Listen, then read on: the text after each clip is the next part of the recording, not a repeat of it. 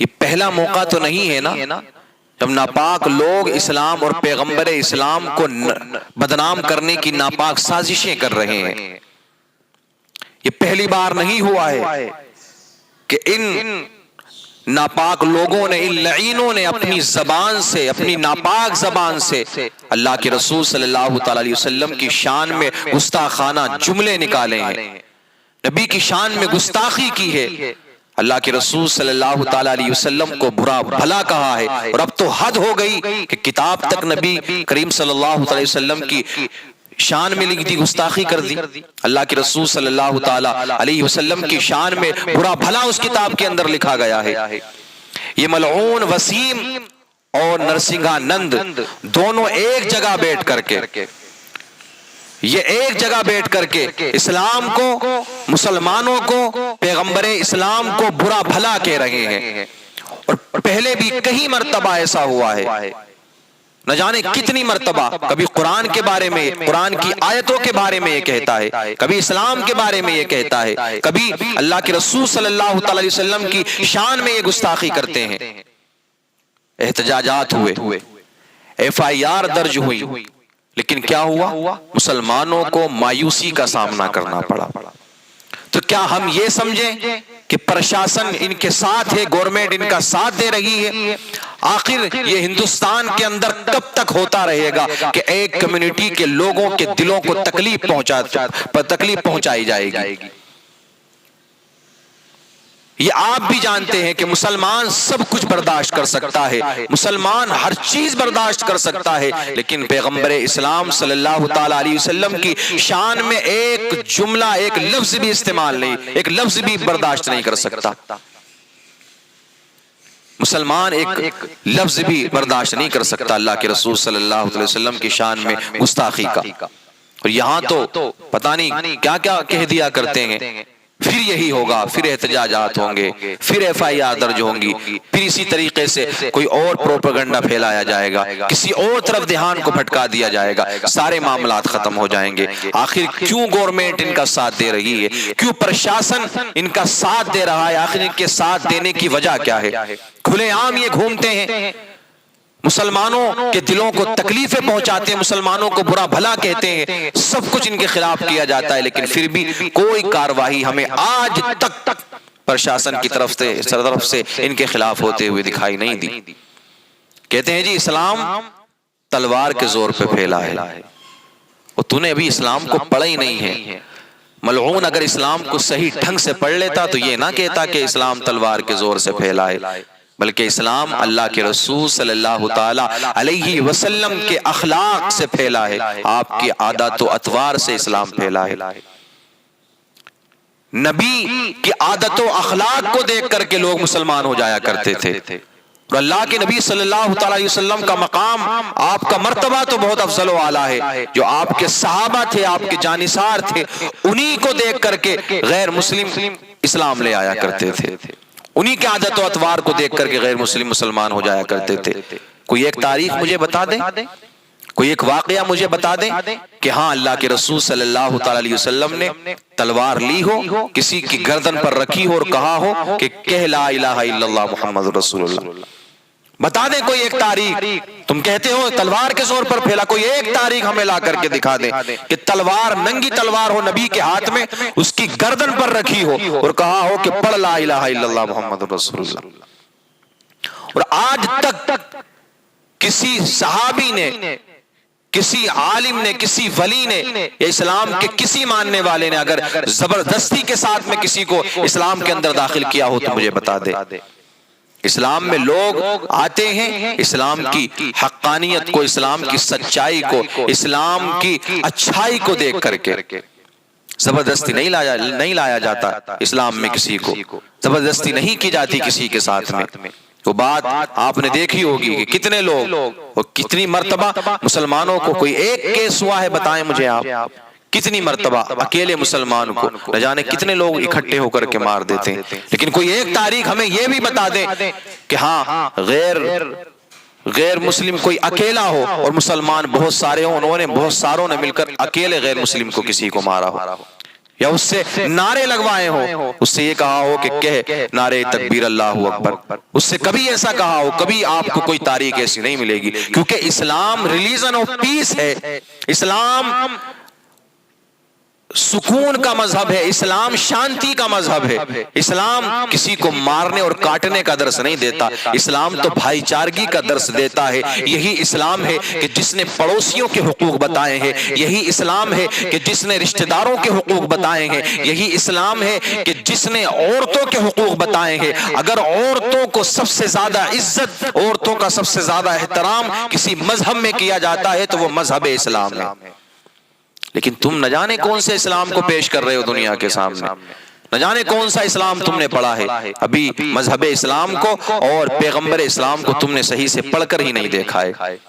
کہتے ہیں جی عیاش تھے معاذ اللہ رب العالمین، گروہ بنا لیا تھا چوروں کا معاذ اللہ رب العالمین، ڈکیتیاں کیا کرتے تھے معاذ اللہ رب العالمین، لوٹا کرتے تھے لوگوں کو معاذ اللہ رب العالمین۔ میرے آقا کریم صلی اللہ تعالی علیہ وسلم نے کتنا پیار بانٹا ہے، آپ نے کتنے حقوق بتائے۔ آج یہ سارے حقوق، جو سارے حق ہیں جو ہمیں ملے ہیں اور دنیا کے اندر جو سارے حقوق بتائے ہیں، وہ آج سے 1450 سال پہلے اللہ کے رسول صلی اللہ تعالی علیہ وسلم بتا کر کے گئے ہیں۔ ورنہ کیا ماحول تھا نبی کے آنے سے پہلے، یہ آپ بھی جانتے، سب جانتے ہیں۔ تو کہہ رہے تھے کہ اسلام جو زبردستی پھیلایا گیا ہے۔ ایک بات میں اور آپ کو بتا دیتا ہوں یہاں پر، کہ جو چیز اپنی ترقی کی بنیاد پر، اپنے عہدے کی بنیاد پر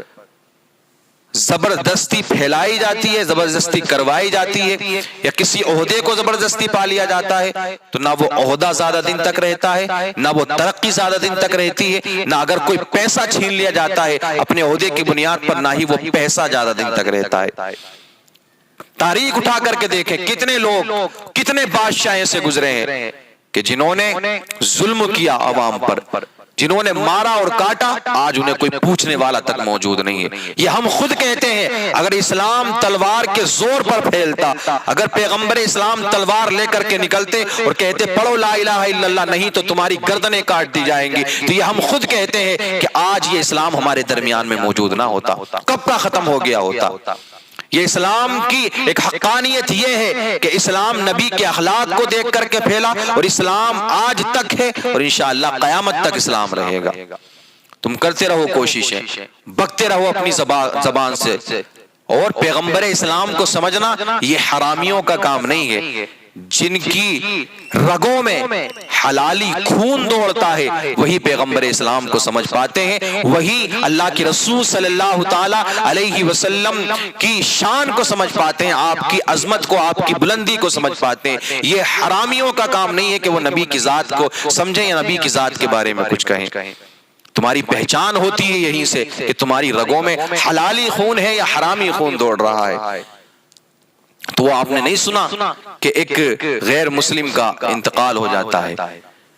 پیچھے اس نے کیا چھوڑا؟ ایک بیوی کو چھوڑا، ایک چھوٹا سا بچہ تھا، انتقال ہوا، گھر میں کوئی کھانے کا سامان، کوئی سامان موجود نہیں، جیسے تیسے کر کے وہ اپنے بچے کو پالتی رہی، بچہ بڑا ہوتا رہا، بچہ جیسے ہی بڑا ہوا اس کو کچھ عقل و شعور آیا، اس نے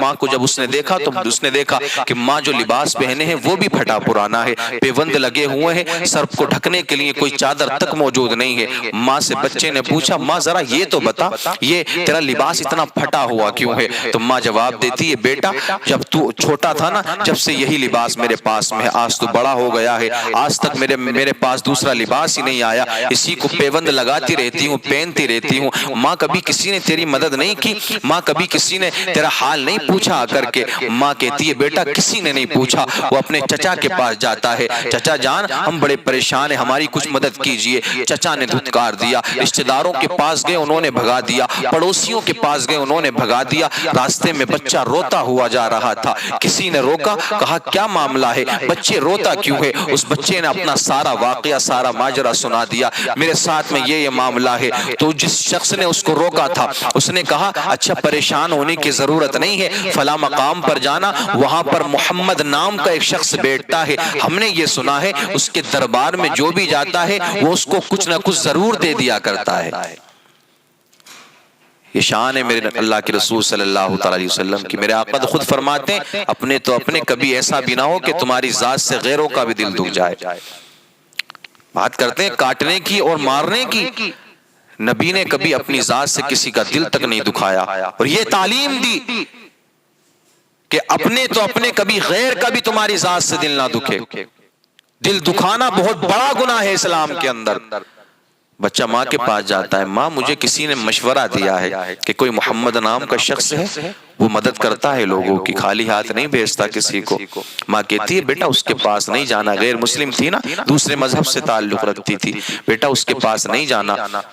وہ اپن جو اس کو دیکھتا ہے وہ اس کا پھر چاہنے والا ہو جاتا ہے، بیٹا اس کے پاس نہیں جانا، جو اس کو دیکھتا ہے وہ اس کا چاہنے والا ہو جاتا ہے، وہ اپنا ایک نیا مذہب لے کر کے آیا ہے، وہ اپنے مذہب کے اندر اس کو داخل کر لیتا ہے۔ ان کی بھی یہی سوچ تھی، یہ سوچ کوئی نئی نہیں ہے، یہ اب کی سوچ نہیں ہے، بلکہ یہ تبھی سے معاملہ چلا آ رہا ہے، وہی لوگ تب سے ہی اور یہ آج تک معاملہ چل رہا ہے۔ یہ لوگ بدنام کرنے کی کوششیں کرتے رہیں گے، لیکن اسلام ایسا تو نہیں ہے نا کہ بالکل ختم ہو جائے گا ان لوگوں کی ان باتوں سے، نہیں نہیں میرے عزیزو، اسلام تھا اور اسلام ہے اور قیامت تک اسلام رہے گا۔ ان کی ناپاک زبانوں سے، ان کی ناپاک ذاتوں سے اسلام کا اور پیغمبر اسلام کا کچھ نہیں بگڑنے والا ہے۔ لیکن ماں سے بچے نے کہا ماں مجھ سے تیرا یہ پھٹا ہوا لباس نہیں دیکھا جاتا، میں صاف ان سے منع کر دوں گا، نہیں نہیں میں صرف آپ کے پاس اس لیے آیا ہوں کیونکہ مجھے کچھ مدد کی ضرورت ہے، میں آپ کا مذہب قبول نہیں کروں گا، میں آپ کے ریلیجن کو نہیں مانوں گا۔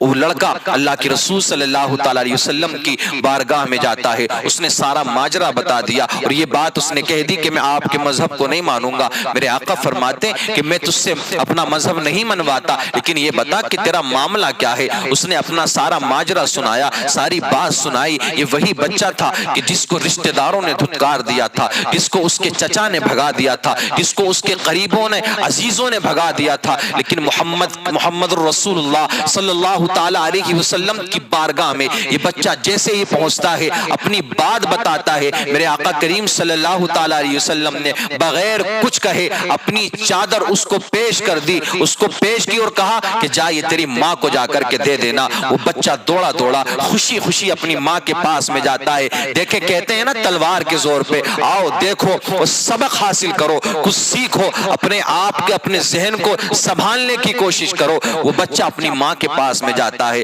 بچہ ماں کو چادر دے دیتا ہے،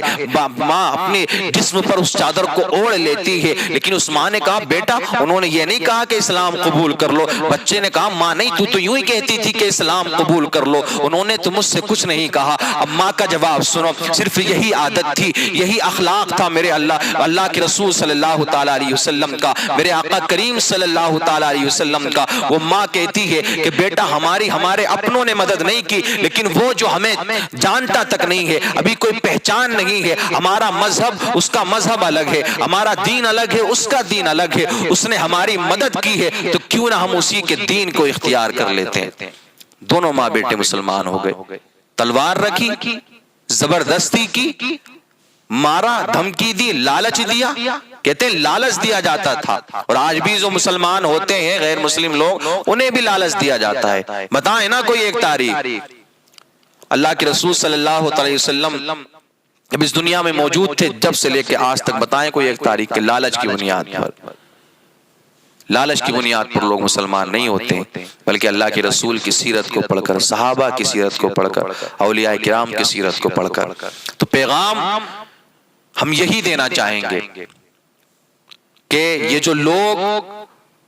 اس دیش کے ماحول کو خراب کرنے کی کوشش کر رہے ہیں، ابھی چند مسلمان نکل جائیں گے احتجاج کرنے کے لیے تو پرشاسن یہی کہے گا کہ دیکھو دیش کے غدار ہیں، دیش کا ماحول خراب کرنے کی کوشش کر رہے ہیں، آپ کارروائی کریں ان لوگوں کے خلاف۔ کیا ان کی ان باتوں سے دیش کا ماحول خراب نہیں ہوگا؟ کیا ان جملوں سے دیش کا ماحول خراب نہیں ہوگا؟ ان کی ان حرکتوں سے دیش کا ماحول خراب نہیں ہوگا؟ آپ کارروائی کریں ان کے خلاف، جہاں جہاں مسلمان بستے ہیں، جہاں تک آپ سے بھی میرا یہی پیغام ہے کہ آپ بھی کچھ نہ کچھ ضرور کریں، FIR درج کریں، اپنے قریب کے تھانوں میں احتجاج کریں ضرور۔